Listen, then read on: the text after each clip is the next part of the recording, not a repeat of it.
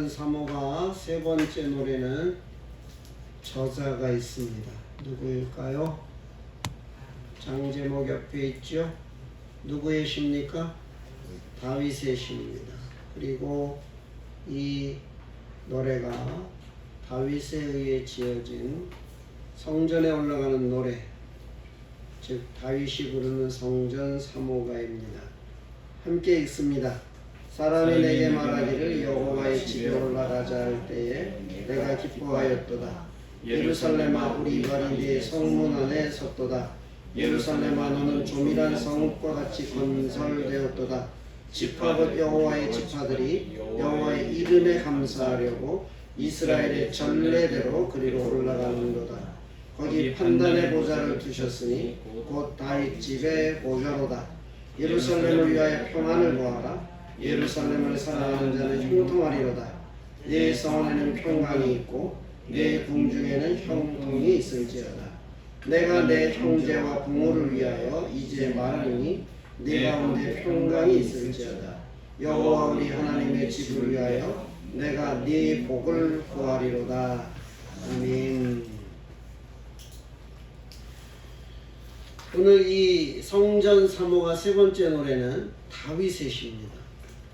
우리는 다윗의 생애를 살피면서 예루살렘의 성경적 배경을 먼저 이해해야 다윗이 왜 이렇게 감격스러운 성전 3호가를 부를 수밖에 없는가. 그냥 이 시를 시로만 보면 감동이 없어요.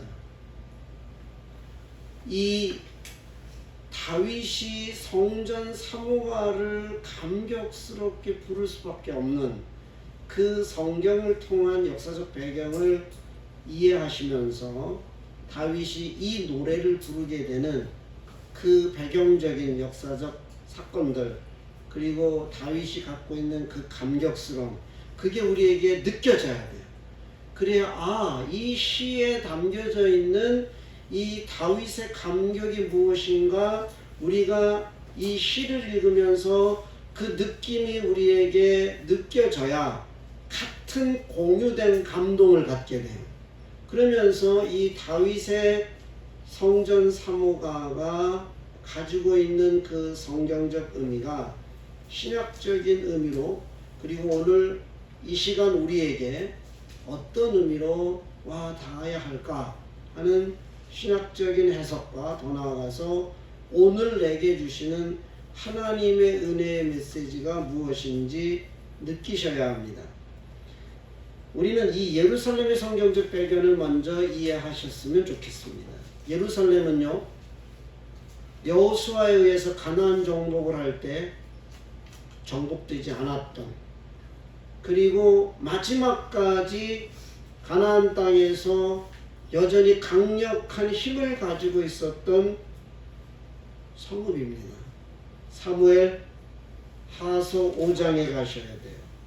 사무엘하 5장에 가면 성경을 보셔야 됩니다. 사무엘하 5장에 보면 다윗이 헤브론에서 왕이 되고, 그리고 12지파에 모두 인정받는 왕이 됩니다. 사무엘 5장에 보면 이스라엘 모든 지파가 헤브론에 와서 다윗에게 뭘 요청하죠? 우리의 왕이 되어달라고 요청을 하죠. 그래서 비로소 다윗은 한 지파의 왕이 아닌 12지파 모두의 인정을 받는 왕권 직위에 올라요. 그래서 5장 3절에 보면 여호와 앞에서 그들이 다윗에게 기름을 부어 이스라엘 왕이 됐습니다. 그게 바로 헤브론입니다. 여러분들이 지명에 주목하셔야 된다고 제가 늘 강조해요. 그러면 다윗이 왕이 되었을 때 왕도는 어디였을까요? 헤브론이었습니다. 다윗이 헤브론에서 왕이 되었음에도 불구하고 여전히 예루살렘은 누가 살고 있죠? 여부수 족속이 살고 있습니다. 그래서 다윗이 이 예루살렘을 완전히 차지하지 못하면 헤브론은 의미가 없어요. 예루살렘을 차지해야 비로소 헤브론이 헤브론으로서의 가치를 갖게 되죠. 그래서 다윗이 6절입니다. 5장 6절 왕과 그 종자들이 예루살렘으로 가서 그 땅 거민 여부스 사람을 치려 하죠. 그랬더니 그 여부스 족속들이 비웃어요. 뭐라고 비웃죠? 소경과 절뚝발이라도 너를 물리친다. 넌 이리 들어오지 못해. 그러자 다윗이 어떻게 하죠? 8절에 보면 수구로 올라가서, 수구가 뭐죠? 한문식 표현이요. 예루살렘을 치기 위해서 배수로로 거꾸로 올라가는 겁니다. 그래서 마침내 이 다윗이 예루살렘을 정복하고 이 예루살렘을 뭐라고 부르죠? 9절에 다윗이 그 산성에 거하여 다윗성이라 이름하고 밀로에서부터 안으로 성을 둘러싸아요. 만군의 하나님 여호와께서 함께 계신 다윗이 점점 강성해졌어요. 중요한 건 12절입니다. 다 같이 읽어요. 다윗이 여호와께서 자기를 세우사 이스라엘 왕을 삼으신 것과 그 백성 이스라엘을 위하여 그 나라를 높이신 것을 아니라. 굉장히 중요한 얘기예요. 다윗이 분명히 난공불락의 예루살렘을 탈환하고 명실상부한 가나안 땅의 정복을 완성하는 거예요. 종지부를 찍는 거예요. 그리고 이제 8장에 가면 블레셋, 그리고 모압, 그리고 다메섹, 이거 다 마침내 다윗의 조공을 마치고 다윗이 모든 주변 나라를 정복했다는 얘기가 8장에서 다뤄지죠. 그러면 넘어갑시다. 예루살렘 성은 이제 뭘로 바뀌죠? 다윗 성으로 바뀌었어요. 근데 다윗은 오늘 1절에서 이 예루살렘 다윗 성을 뭐라고 부르고 있죠? 122편 1절. 사람이 내게 말하기를 여호와의 집에 올라가자. 이 여호와의 집이 무엇을 의미하고 어디에 있습니까? 다윗 시대의 여호와의 집이 어디 있어요? 왜 다윗성에 있어요? 자, 성막이 어디에 있었죠? 어디로 옮겨왔죠? 실로에 있었죠. 그런데 법궤를 뺏겼어요. 그래서 실로의 장막은 뭐가 없죠? 언약궤가 없는, 조금 조심스러운 표현입니다만은 뭐가 빠졌죠? 별 안에 노른자가 빠진 것처럼 실질적인 실로의 장막이 제 기능을 상실했어요. 왜 다윗이 언약궤를 실로로 가지고 가지 않고 자기 성으로 가져왔을까? 여기에 대해서는 성경에 명확한 답을 하고 있지 않지만 이렇게 표현하고 있어요. 사무엘하 6장에 보면 1차 언약궤 사건이 벌어졌죠. 우사가 죽었어요. 그리고 2차 언약궤 이동 사건을 우리가 보게 되죠. 6장 12절 같이 읽습니다. 후기 다윗에게 고하여 가로되 여호와께서 하나님의 귀를 인하여 오베데돔의 진과 그 모든 소에 복을 주셨다느니라. 다윗이 가서 하나님의 궤를 어떻게 했어요? 기쁨으로 메이고 오베데돔의 집에서 어디로 올라와요? 다윗성으로 올라와요. 그러면 다윗성에 올라와서 어떻게 했는가가 중요하죠. 어떻게 했을까요?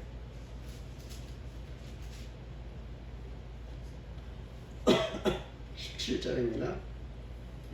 여호와의 궤를 메고 들어가서 다윗이 위하여 친 어디 가운데? 이제 새로 이 장막을, 언약궤를 갖다 놓을 장막을 다윗성에 지어요. 그러면 이제 실질적으로 하나님의 법궤를 잃어버렸던 그 장막, 성막은 의미가 상실되고 이제 다윗이 다윗성에 장막을 짓고 그리고 언약궤를 갖다가 어떻게 하죠? 안치하죠. 그러면서 다윗이 이제 그 그 언약궤를 안치하고 비로소 거기에서 뭐하죠? 중요한 표현이에요. 이게 6장 17절이 여호와의 궤를 메고 들어가서 다윗이 위하여 친 장막 가운데 그 예비한 자리에 두며, 그렇죠? 다윗이 그냥 언약궤를 가져온 게 아니에요. 언약궤를 어떻게 갖다 놓아야 할지 다윗은 이미 알고 있어요. 그러면 다윗은 이미 이 언약궤가 놓여지기 위하여 시내산에서 성막을 짓듯 장막을 다윗성에 이미 짓고 있어요. 그리고 그 예비된 곳에 언약궤를 안치하죠. 그러니까 이제 비로소 이게 뭐가 됐죠? 출애굽기적인 표현하면 이게 성막인 거예요. 그래서 거기서 뭘 드리게 되죠?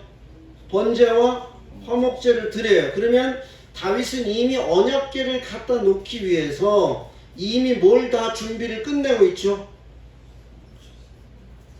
마치 제2의 성막을 세우듯 이 장막을 완전히 준비했고 거기서 번제와 화목제를 드렸다는 얘기는 이미 거기에 뭐가 만들어진 거죠? 번제단이 이미 있었던 거죠. 우리는 이 성경을 보면서 주목해야 돼요. 그러면 예루살렘은 다윗성이 됐고 그 다윗성은 이제 뭐가 됐죠? 여호와의 집이 된 거예요. 이 성경적 맥락을 잘 보셔야 돼요. 그러니까 다윗은 그 예루살렘을 탈환한 게 자기의 능력으로 탈환했다가 아니라 하나님이 어떻게 하셨다? 하나님이 어떻게 하셨다? 이 모든 일을 하나님이 결정하셨고 자기를 이스라엘의 왕 삼아주셨고 그리고 그 나라를 높이셨다는 걸 다윗이 알았어요. 그리고 비로소 다윗 왕궁이 예루살렘 이퀄 다윗 성이에요. 다윗의 집이에요. 근데 그 다윗의 집은 자기 스스로가 내 집이라고 생각하지 않았어요. 거기에 장막을 놓고 성막의 개념으로서 장막을 짓고 언약궤를 갖다 놓으므로 이젠 여기가 누구의 집? 여호와의 집이에요. 놀라운 얘기예요. 그러므로 이제 이 예루살렘은 예루살렘 성이지만 이제는 다윗에 의해서 다윗 성이 되었고 그 다윗 성은 비로소 언약궤가 안치되는 장막이 세워지므로 그곳은 여호와의 집이 되었어요. 다윗 왕궁의 심장부가 뭐가 되고 있어요? 하나님의 집이 다윗 왕궁의 심장부가 되는 거예요. 이건 우리가 지금 민수기를 통해서 이스라엘 백성들의 모든 진영의 중심에 뭐가 있어요? 장막이 있는 거죠. 성막이 있어요. 그 성막을 중심으로 해요. 레위 지파가 사방으로 진을 치고 그리고 그 사방 주변에 12지파가 진영을 구축하고 그 성막을 중심으로 하여 하나님의 군대로 편성되어지는 민수기의 얘기를 머릿속에 그려 넣으신다면 자 이제 큰 틀에서 예루살렘은 다윗성이 되고 그 다윗성의 핵심 중심부는 언약궤가 안치되는 장막이 세워지므로 거기는 더 이상 이제 다윗성이 아니에요. 다윗에게는 이곳이 뭘로 불려져요? 여호와의 집.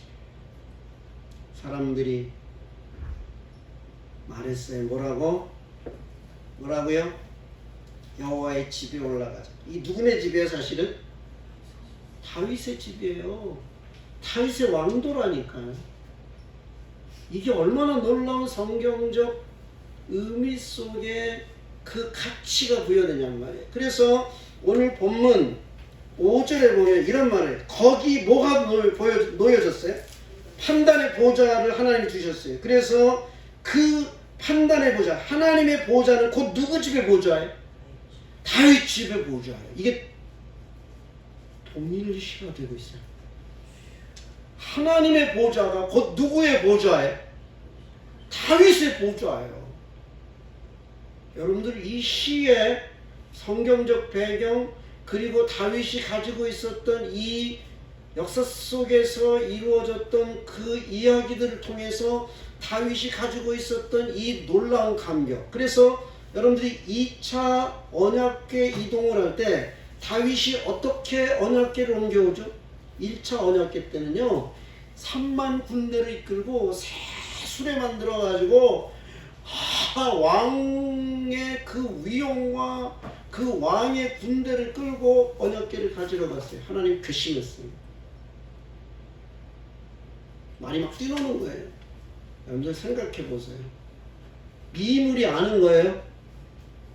여러분들 벳세메스 사건을 기억하시죠. 미물이 아는 거예요. 사람이 끌지 않는 새수로에 언약궤를 올려놓고 야 이게 벳세메스로 가나 안 가나 한번 시험해보자. 그러니까 하나님이 어떻게 하세요?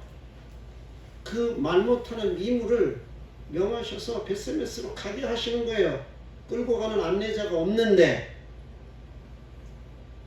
다윗은 이 사건을 보고 언약궤를 새수로에다가 실어서 가져가야 되나 착각했던 것 같아요. 그러니까 다윗도 새수로를 만들어서 언약궤를 가져오려고 했어요. 이게 상황적 이해를 못하면 하나님의 말씀이 왜곡돼요. 자, 우리 민수기를 읽으면서 언약궤는 어떻게 이동되죠? 법궤는 고리에 뜰채가 꿰어져서 누가 이동하죠? 제사장들이 이동하게 돼 있지 않아요. 누가 이동했어요? 고핫 자손이 이동했어요. 고핫 자손. 근데 다윗은 이 법궤를 누구에게 지어 가지고 오죠? 누구에게 지어 가지고 와요? 누구에게? 여기 성경에 보면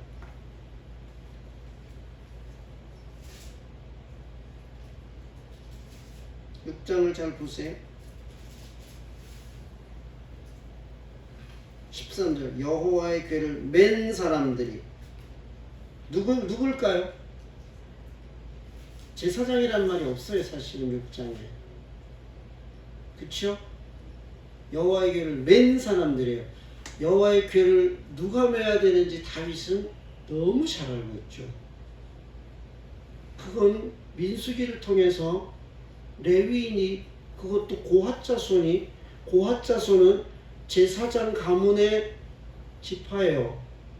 우리가 이제 민수기 고라당 사건을 보게 되는데 고라는 고핫의 후손이에요. 아론도 누구의 후손입니까? 고핫의 후손이에요. 한 뿌리예요. 그러니까 고핫이 그 후에 했던 고라가 우리도 아론이 고핫의 후손이면 우리도 뭐가 될 수 있다? 제사장 될 수 있잖아 라는 생각을 하게 되는 묘한 족보관계가 있어요. 오늘 다윗이 하나님의 궤를 맨 사람들이 6걸음으로 행해요. 그러면 이들이 누구였을까? 뭐 이건 너무나도 당연한 얘기예요. 다윗은 이제 하나님의 말씀대로 하나님의 명한 대로 행하는 거예요. 그래서 그 궤를 맬 수 있는 사람들이 누굴까? 뭐 이건 뭐 우리는 이미 성경을 통해서 알고 있어요. 그리고 이제 우리는 이 다윗이 그 예루살렘이 이제 다윗의 집이 아닌 하나님의 집이 되니 그 예루살렘은 뭐라고 불려져요? 시편 87편으로 갑니다. 시편 87편 찾으세요. 시편 87편. 이게 고라의 시예요. 이 시편 87편으로 가시면 고라의 시인데 그 기지가 성산에 있으며 여호와께서 야곱의 모든 것처보다 어디를 사랑해요? 시온의 문들을 사랑하시는도다. 하나님의 성이요. 자 이제 보세요. 이 예루살렘을 뭐라고 불러요? 하나님의 성이에요. 다윗 성이 아니에요. 이게 하나님의 성이에요. 그래서 거기를 뭐라고 불러요? 한문식 표현 거룩한 성.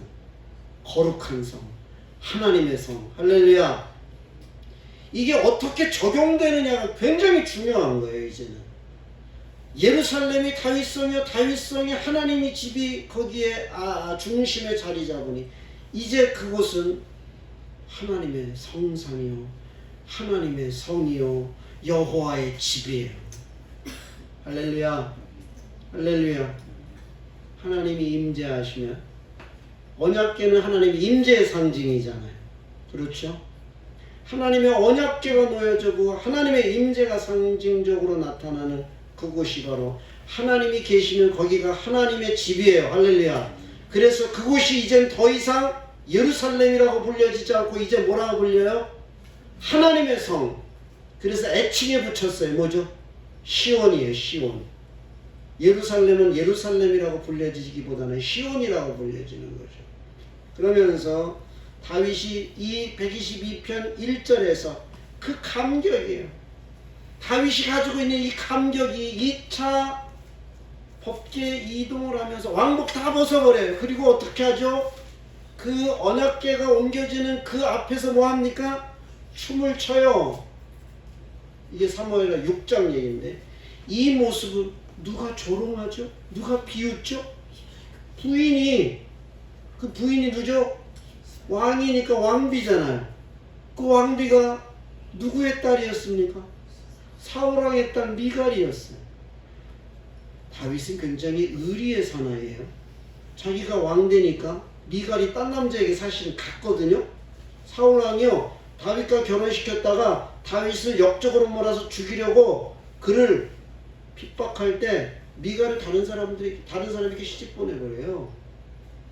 근데 다윗은요, 의리를 지켜요. 미갈을 도로 되찾아와요. 그리고 왕비로 인정을 해줬어요. 근데 이 여자가 정신을 못 차리는 거예요. 지가 여전히 뭔 줄 알아요? 사울왕의 공주를 착각하는 거예요. 여러분들, 인류 역사 속에 왕조가 바뀌었어요. 어떻게 되죠? 삼족이 멸하는 거예요. 왕권이 바뀌었어요. 왕권이 바뀌면 다 죽이는 거예요. 여러분들, 고려가 무너지면서 역성혁명이 일어나서 조선이 됐어요. 왕시성을 가진 사람들이 다 어떻게 됐죠? 다 죽는 거예요. 그래서 왕시성을 가진 사람들이 다 성을 바꿨어요. 어떻게 바꿨을까요? 갓을 벗겨버리고 이제 왕시에다 갓을 씌우는 거예요. 그럼 뭐가 되죠? 전시가 되고요. 왕자에 점 하나 찍으면 뭐가 되죠? 옥시가 되고요. 그래서 성을 바꾼 거예요. 왜? 왕씨는 다 죽는 거예요. 이제 왕자를 쓰는 고려 왕조의 왕족들은 이씨 왕조가 들었었어요. 그러니까 어떻게 해요? 다 죽이는 거예요. 그래서 살아남으려니까 어떻게 해요? 다 개명하는 거예요. 다 개명하는 거예요. 근데 다윗은요, 믿음의 사람인 동시에 의리의 사나이죠. 요나단과 맺은 언약이 있죠. 그래서 사울의 왕조를 씨를 말리지 않아요. 그래서 미갈도 데려와요. 심지어는 요나단의 아들 무비보셋도 데려다 왕자들과 같이 식사를 해요. 그러다 보니 압살롬 왕자의 난이 벌어질 때 누가 다윗을 비난하고 조롱하죠? 사울 왕가의 시므이가 다윗을 조롱하는 사건이 벌어져요. 이건 있을 수 없는 얘기예요. 이런 일들 때문에 뭐하죠? 왕조가 바뀌면 전 왕조는 다 죽이는 거예요. 그래서 영모에 꿰다 그러면 어떡하죠? 부족을 멸하는 거예요. 왜? 보복이 두려우니까. 근데 다윗은 그렇게 하지 않는 거예요. 왜?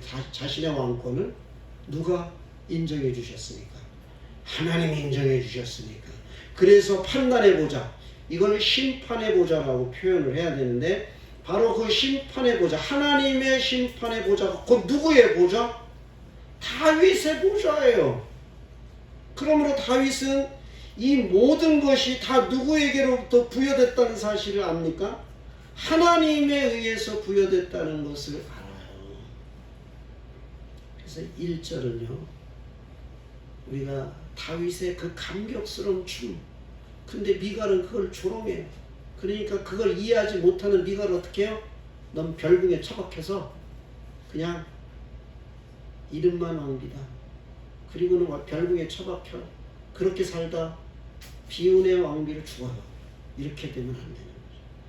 다윗의 성전 사모의 마음을 이해하지 못하고 언약궤를 옮겨오며 춤추는 다윗을 조롱했던 미갈을 다윗이 얼만큼 처참하게 내박치는지를 보는 거예요. 반면에 다윗이 뭐라고 말해요?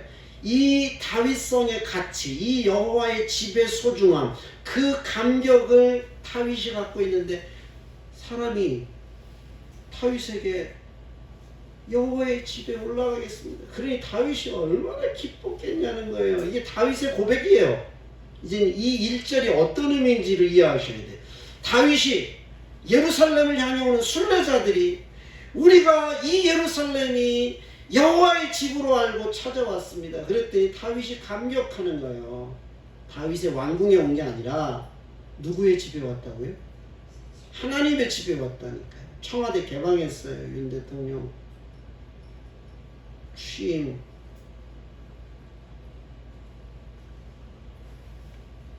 선물로 우리 국민들에게 청와대를 그냥 국민에게 돌려줬어요. 근데 여전히 청와대에, 그죠? 다윗은 이 예루살렘 자기가 살고 있는 왕궁이에요. 근데 다윗은 이게 자기가 살고 있는 왕궁이라고 생각하지 않고 순례자들이, 오늘 본문 보면 4절을 갑시다. 4절. 지파 곧 여호와의 지파들이 여호와의 이름에 감사하려고 이스라엘의 전례대로 그리로 올라간, 그리가 어디죠? 그리로 올라간다는, 어디 올라가는 거예요? 성전으로, 예루살렘으로 순례자들이 오는 거예요. 그리고 본문 2절에 봅시다. 2절에 순례자들이 예루살렘아 우리 발이 네 성문 안에 섰도다. 도착했어요. 순례자들이 도착했어요. 다윗에게, 사실은 이 1절은요 다윗의 고백적인 표현이죠. 백성들이 지금 어떻게 한 겁니까? 전례가 되어 우리가 예루살렘에 왔습니다. 왕에게 뭐 하는 거죠? 아련을 고하는 거죠. 근데 다윗은 자기의 왕궁에 왔다고 말하고 있지 않는 거예요. 여기가 누구의 집? 여호와의 집. 그렇게 말해야 다윗이 기쁘다는 거예요. 세상적으로 얘기하면 왕이여 만만세 이러고 들어와야 기분 좋은 거예요. 그죠? 여러분들 어떻게 생각하세요? 다윗성이 지금 어떻게 탈환한 성이에요? 그렇죠? 원래 왕도가 어디였습니까? 헤브론이었어요. 난공불락에 예루살렘을 탈환하고 마침내 다윗이 왕도를 옮기는 거예요. 예루살렘으로 왕도를 옮기고, 그리고 그 예루살렘에 장막을 짓고 언약궤를 갖다 놓고, 이제는 이 다윗성이 왕도가 아니라 누구의 집? 하나님의 집이야. 하나님의 성이야. 그걸 누가 고백해요? 고라가 고백하고 있다는 거예요. 이게 참 놀랍지 않아요? 고라가 누굽니까? 고라 자손이 누구예요? 제사장 지도권 놓고 싸우던 그 후손인데, 그들이 이 다윗성이 여호와의 집입니다. 그리고 이제 여호와의 집에 우리가 올라가겠습니다. 그러니까 다윗이 윤호하는 거예요, 사실은. 그래, 그리고 뭘 열어줍니까? 여러분들, 왕의 윤호가 없이 왕궁의 문을 열 수 있어요, 없어요? 여러분들, 예루살렘은 왕도예요. 궁궐 문을 열려면 누구의 윤호가 있어야 돼요? 왕의 윤호가 있어야 되는 거예요. 그렇잖아요. 근데 순례자들이 지금 예루살렘에 올라오는 거예요. 그 순례자들은 다윗성에 온 거지만 사실은 누구를 찾아오는 거예요? 하나님 찾아오는 거죠. 그리고 그들이 우리가 여호와의 집에 왔습니다. 다윗이 기뻐하는 거예요. 할렐루야 하는 거예요. 어서 오라가 문을 열어주고, 그리고 그들이 그 문이 열리니까 어떻게 해요? 우리의 발이 어디에 섰어요? 성 문 안에 있도다. 자, 그러면 이해가 되시죠? 사람들이 뭐라고 말합니까? 여호와의 집에 올라가자. 그리고 왔어요. 그러니까 왕이 뭐 하는 거죠? 문 열어라! 윤호해 준 거예요. 그러니까 성문 안에 들어섰어요. 그리고 그들이 3절에 뭐 하네요? 예루살렘의 아름다움을 보는 거예요. 요새거든요. 예루살렘의 요새. 그 요새가 이제 다윗의 왕도가 되니 어떻게 표현하고 있죠? 어떻게 표현해요? 3절. 예루살렘아 너는 조밀한 성읍과 같이 건설되었도다. 우리말로 조밀한 성읍 그랬는데, 이 예루살렘이 완벽한 성이라는 것을 표현하는 거죠. 요새예요, 요새. 제가 이미 설명드렸죠. 다윗에 의해서 점령되어져 여호수아 가나안 정복이 미완성이 되어 500년 세월이 지나서 비로소 다윗에 의해 완성된 가나안 정복. 여러분들 왜 하나님이 다윗을 향해 하셨던 말씀이 왜 그런 말씀을 하실 수밖에 없었는가? 이세 아들 다윗을 만드니 내 마음에 합한 자라 내가 하고자 하는 일을 다 이루리라. 할렐루야. 하나님이 하고자 하는 일은 하나님의 언약이었어요. 창세기 15장에 아브라함과 맺었던 그 횃불 언약의 성취가 여호수아에 의해서 완성되지 못하는 거예요. 미완성이에요. 갈렙에 의해서 헤브론까지밖에 차지하지 못했어요. 그 헤브론을 차지한 갈렙이 누구였어요? 유다 지파예요. 그 유다 지파의 마침내 이새의 아들 다윗에 의해서 이 하나님의 언약이 성취되는 거예요. 할렐루야. 이게 얼마나 엄청난 이야기인가를 느끼셔야 돼요. 그냥 단순히 오늘 이 19만 가지고 그 의미를 찾아가면 그거는 빙산의 일각밖에 되지 않아요. 그냥 단순히 성전을 사모한다 정도의 의미가 아니라는 거예요. 이 성전을 사모할 수밖에 없는 다윗의 감격이에요. 일개 목동이었던 나를 하나님 왕으로 삼으셨어요. 그 누구도 하나님의 언약을 성취할 수 없었던 500년 역사가 누구에 의해서 종지부를 찍어요? 자, 이새의 8번째 막내 아들, 들판에서 목동이었던 그 아들 다윗을 들어서 하나님이 왕을 삼으시고 그를 통해 하나님의 언약을 성취하신 거예요. 다윗의 마음속에 이거 알아요. 할렐루야. 이 언약의 축복이 뭔지 알아요. 여러분들이 성전을 사모하는 마음이 그냥 생기지 않고 하나님이 내게 주신 은혜가 얼마나 큰가. 나 같은 죄인을 살리시고 할렐루야. 나 같은 죄인을 구원하실 뿐만 아니라 나를 하나님의 자녀 삼으시고 하나님의 교회, 그리스도의 피값으로 하신 교회의 일원이 되게 하셨어요. 아멘. 그리스도의 몸된 지체가 되게 하셨어요. 우리의 몸을 성령이 거하는 성전이 되게 하셨어요.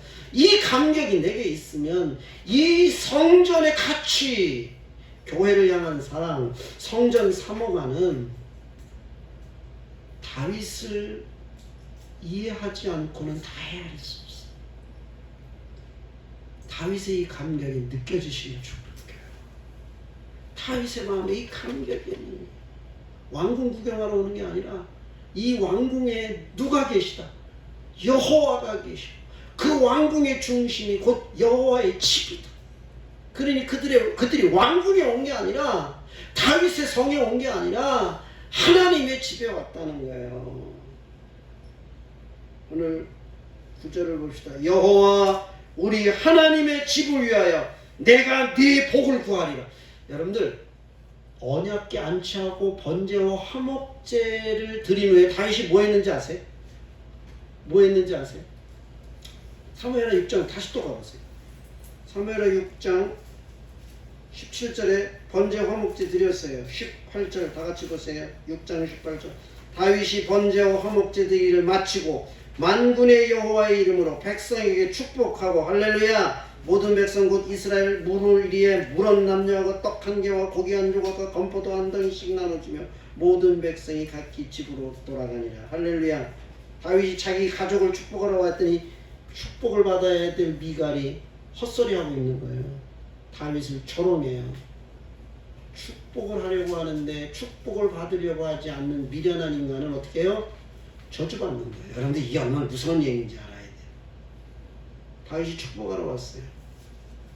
여러분들 축복은 제사장만 하지 않아요. 누가 해요? 왕이 하는 거예요. 왕이. 근데 오늘 참 아이러니한 건요. 다윗이 번제와 화목제를 드렸다는 거예요. 구약적 개념으로 우리가 살펴본다면 지금 누가 제사를 드려야 되죠? 제사장이 드려야 되는 거예요. 그런데 여러분들 제사장들이 싹쓸이 됐어요. 이게 뭔 사건인지 기억하셔야 돼요. 이게 노베 도액 사건이에요. 사울이요 얼마나 많은 제사장을 죽였는지 아세요? 85명을 죽여요. 근데 이미 이것은 하나님의 심판이었어요. 엘리가 제사장이며 사사였어요.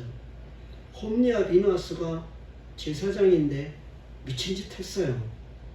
하나님의 집에서 수종드는 여인들을 겁탈하고요. 그리고 하나님 앞에 드려진 제물을 하나님 앞에 드리기 전에 마구잡이로 좋은 걸 먼저 갖다 먹고, 그래서 하나님이 엘리의 집을 어떻게 하시죠? 저주하세요. 떡 한 조각을 빌어먹는 가문이 되도록 하나님이 저주해 버리셨어요. 제사장이 없어요 지금.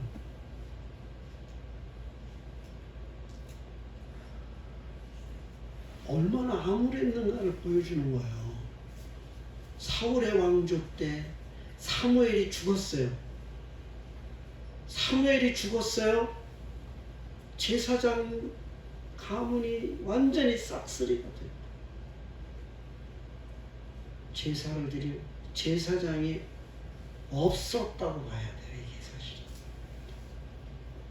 다윗이 왕이며 제사장적인 권한을 갖고 성막도 짓고 언약궤 갖다 안치하고 번제와 화목제를 드리고 있어요.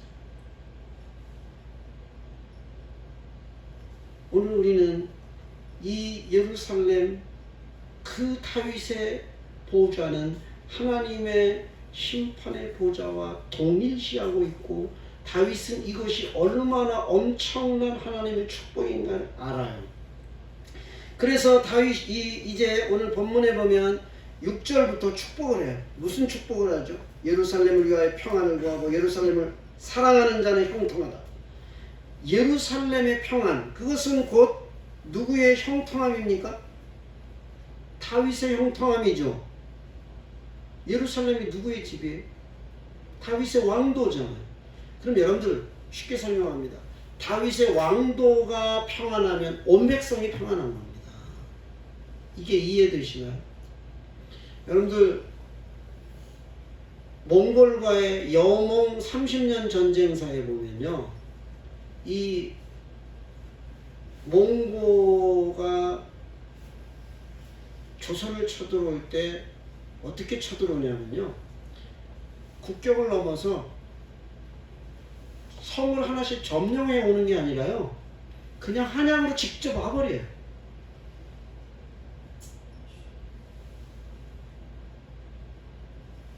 국경과 전쟁을 치르고 땅 따먹게 하며 들어오는 게 아니라 그냥 이걸 우회해가지고 그냥 한양으로 직접 와버리고 누굴 잡아버려요? 왕을 잡아버리는 거예요. 전력 자체가 달랐어요. 그러니까 우리나라가 중국과의 전쟁사를 보면요, 몽고와의 전쟁은요 아예 게임이 되지 않은 거예요. 남한산속으로 도망가고요, 강화도로 도망가고요, 방법이 없는 거예요. 싸울 수 있는 여력이 없는 거예요. 이들하고는 게임이 안 되는 거예요. 그러니까 몽고는 내륙전쟁을 주도하는 군대라고 생각하니까 강화도 섬으로 피하면 안전할까, 그리고 강화도 천도를 했던 거예요. 그래서 착각이죠 이게. 예루살렘이 평안하다는 건 이스라엘 전체가 평안한 거예요. 왜? 왕도가 평안하면 온 세상이 평안한 거예요. 왕도가 평안하니 형통할 수밖에 없는 거예요. 이건 상식적인 개념이에요. 그러면서 다윗이 뭐라고 말합니까? 내 성 안에는 평강이 있고 내 궁 중에는 형통이 있어져. 이게 사실은 반복하는 겁니다. 6절 7절은 반복적 개념이고요. 바로 그 형통함, 그 평강을 선포하면서 이제 누구에게? 8절, 내가 내 형제와 부모를 위하여 이제 말하니 네 가운데 평강이 있을지어다. 그 형제와 부모는 이 시 속에서 어떤 사람들이죠? 어떤 사람들이죠? 예루살렘을 사랑하는 자들이죠. 앞에 6절에서 이미 언급을 했죠. 그럼 이거는 이미 우리가 사무엘하 6장에서 이 성전을 향한 다윗의 사모하는 마음을 누구는 이해하지 못했어요? 미갈은 이해하지 못했어요.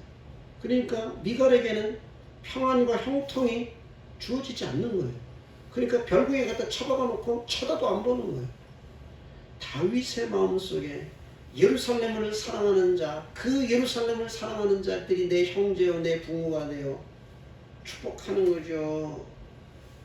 네 가운데 평강이 있을지. 오늘 이 다윗의 성전 사모고는요, 우리에게 굉장히 중요한 메시지를 던져주는 거죠. 제가 맨 아래에 이런 도표 밑에다 이런 얘기를 했어요. 예루살렘은 가나안 땅의 요새로 엽수 족속이 가나안 정복에서도 탈환되지 않았다가 다윗에 의해 마침내 정복이 돼요. 그래서 다윗성이 됐어요. 이스라엘 왕도예요. 그리고 장막이 세워지고 언약궤가 안치되고 후에는 솔로몬에 의해서 뭐가 세워져요? 성전 세워지는 거죠. 그럼 뭐 단순한 왕도가 아니고 뭐라고요? 거룩한 성이에요. 그러면 이 성전 사모가를 여러분들이 부르면서 이게 적용이 되셨으면 좋겠어요. 내 몸이 아니라 내 안에 누가 오심으로 성령이 거하시는 성전이 되므로 나의 가치는 누구에 의해서 부여돼요? 하나님이 나를 성전 삼아 주셨으므로의 가치에 부여죠. 그리고 내가 살고 있는 내 가정이 이제 마침내 하나님을 모시는 하나님의 전으로서의 의미 부여가 될 때 여러분의 집이 누구의 집이 돼요? 하나님의 집이 되는 거예요. 할렐루야. 이것이 오늘날 우리가 함께 모여 예배드리는 이 예배당에도 여전히 성전적 가치가 부여되는 것이죠. 은혜 받으니까요. 예배당 가고 싶더라고요. 제가 고등학교 2학년 때 성령세례 받고 은혜를 체험하니까요. 아침에 학교 가기 전에 예배당 들려서 기도하고 학교 가고 누가 시키지도 않았는데 학교 끝나면 가방 들고 예배당 와서 기도하고 집에 가고 주말이 되면 주일을 위해서 누가 시키지도 않는데 와서 예배당 청소도 하고 그게 되더라고요. 저절로. 아버지는 코달때 살면서도 주일날 예배드릴 때만 오셔요. 여러분들의 마음에 성전을 사모하는 마음이 좀 생겼으면 좋겠어요. 시도 때도 없이 지나가다가도 안 들어와. 일부러도 와야 될 판이에요. 아이, 목사님 꼭 예배당에 와야 되나요? 지금 목사님 말씀하셨잖아요. 우리 집도 이제 여호와의 집이라며 내 집에서도 하면 되지요. 그렇게 말하는 사람들 심보에는 이게 은혜가 뭔지 모르는 거고요. 성전 사모의 가치가 뭔지 모르는 거예요. 오늘 우리가 이 성전 사모가 곧 누구를 향한 사랑이라는 거예요. 성전 사랑은 곧 누구 사랑? 하나님 사랑이에요. 그게 바로 나의 신앙의 현주소를 진다는 굉장히 중요한 얘기예요. 마지못해 못 끌려오듯 예배당에 오십니까? 아니면 다윗의 이 1절처럼 사람이 내게 여호와의 집에 올라가자. 내 마음이 기뻐. 그 기쁨이 느껴지셔. 다윗의 이 감격, 이 기쁨. 다윗이 언약궤를 옮겨오면서 어린아이처럼 춤췄던 그 감격. 그리고 그 언약궤를 안치하고 얼마나 감격스러워요.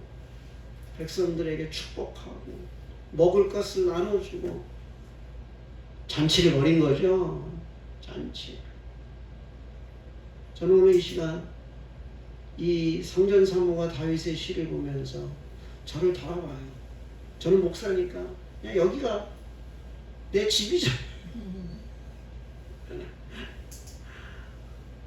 목사가 예배당에 성전 옆에 사택이 붙어 사니까 그냥 예배당이고 내 집이고 그러면서 제가 스스로를 돌아봐요. 내 감각이 무뎌지지 않게 해주세요. 그냥 예배당이 내 집이고 여기가 내 사무실이고 그래서 내 마음에 그저 감각을 잃어버려서 무덤덤하게 들락거리나 아니면 정말 여기가 하나님의 보좌가 펼쳐진 하나님의 성이요 거룩한 성이라 그 의미를 내가 잊어버리지 않아야죠. 그럼 늘 제가 경각심을 가져 그리고 그 감격스러움을 잃어버리지 않으려고 늘 노력해요. 오늘 새벽에도 제가 그런 기도를 했어요. 이제 벌써 제가 65세 경로 우대증이 나오는 노인네가 됐어. 제가 이렇게 늙게 될 거라고 생각도 못했어요. 그래서 제가 오늘 새벽에 그런 기도를 했어요. 하나님, 나이 들어 늙어가면 병들고 원치 않는 치매도 올 텐데 하나님 내가 영적 치매 오지 않게 해주세요. 내가 받은 은혜 잊어버리지 않게 해주세요. 내가 주님 앞에 부름받는 그날 내가 하나님 앞에 이 감격 잃어버리지 않게 해주세요. 육체적인 치매보다 더 무서운 게 영적 치매라고 생각해. 민수기를 보면서 느끼는 거예요. 이스라엘 백성들 영적 치매에 사는 거예요. 하나님이 주신 은혜가 얼마나 커요. 근데 눈만 뜨면 원망하는 거예요. 뭘 잊어버리니까? 은혜를 잊어버리는 거예요. 여러분들 치매가요? 치매 걸리면 어떻게 되는지 다 잊어버리고 옛날로 가버리는 거예요. 그래가지고 이 영적 치매가 걸리니까 어디가 그리워요? 애굽이 그리운 거예요. 이게 은혜를 잃어버린 영적 치매가 되니까 광야를 지나오면서 누렸던 그 축복은 다 잊어버리고 애굽이 좋았대요. 애굽이 그립대요. 저는 그걸 그래서 영적 치매라고 표현을 하고 싶어요. 나도 영적 치매에 걸리지 맙시다. 하나님 은혜를 다 잊어버리는 거예요. 그리고 애굽이 그리워져요. 애굽이 좋다고 생각하는 거예요. 치유되셔야 돼요. 영적 치매 이전에 뭐가 찾아오냐면 영적 권태기라는 게 찾아오죠. 우리가 끊임없이 회복이 일어나야 돼요. 이 다윗의 성전 사무가를 우리가 함께 노래하면서 이 다윗의 감격이 느껴지셨으면 좋겠어요. 그 하나님의 은혜, 일개 목동이었던 나를 하나님이 이스라엘의 왕이 되게 하셨어요. 그걸 다윗이 알았어. 500년 역사 속에 이루지 못했던 가나안 정복을 하나님이 다윗을 통해 완성하셨어요. 그리고 그 예루살렘이 마침내 뭐가 되고 있어요? 하나님의 집이고 하나님의 성이 됐다는 거예요. 다윗은 이게 너무나 감격스러워. 순례자들이 와서 전례를 따라 왔어요. 아버지 집에 여호와의 집에 왔어요. 그랬더니 다윗이 문 열어주고 그래서 성문 안에 들어서서 노래하는 거예요. 예루살렘이. 와, 이렇게 아름다운 성이야. 그곳이 바로 다윗의 보좌인데 다윗의 보좌가 아니라 누구의 보좌? 하나님의 보좌. 다윗이 축복하는 거예요. 예루살렘에 평안을 구하고 예루살렘을 사랑하는 자에게 형통하다. 그렇게 되시길 바라요. 이 노래가 저의 노래가 되고 여러분의 노래가 되셔서 여러분 안에 큰 기쁨이 있기를 축복합니다. 하나님 아버지, 다윗이 부르는 이 성전 사무가는 우연히 만들어진 노래가 아닙니다. 예루살렘의 성경적 역사 배경을 살펴보면 다윗이 얼마나 이 예루살렘의 의미와 그곳에 언약궤가 안치되며 그곳이 마침내 장막이 세워져 여호와의 집이 다윗성에 세워질 때 다윗은 이제 이 예루살렘이 다윗성이 아닌 여호와의 집이라고 고백하고 그 여호와의 집 예루살렘을 사랑하는 자들에게 평안과 형통의 축복을 선언합니다. 하나님, 오늘 이 다윗의 성전 사무의 노래가 결국은 하나님을 향한 사랑이고 그의 신앙의 진정성을 보여주는 것입니다.